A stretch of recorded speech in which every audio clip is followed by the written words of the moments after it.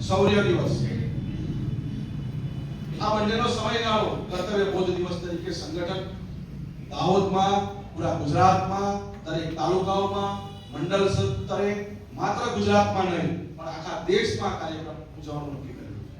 અને આ કાર્યક્રમ ઉજવીને એનો ઉદ્દેશ છે, આપણે બધા કર્તવ્યનિષ્ઠ તો છીએ, શાળામાં જઈએ છીએ, બાળકોને ભણાવીએ છીએ, એ આપણો કર્તવ્યનો એક ભાગ છે, શિક્ષણ આપીએ છીએ, પણ એનાથી વિશેષ આપણે શું કરી શકીએ?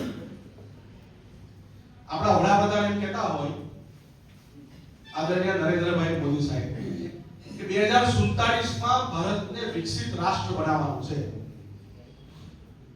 તો 2047માં ભારતને વિકસિત રાષ્ટ્ર બનાવવાનું હોય, એમાં શિક્ષક તરીકે મારી ભૂમિકા શું હોય, કાર્યકર્તા તરીકે મારી પહેલ શું હોય, એના માટે આ કાર્યક્રમ છે.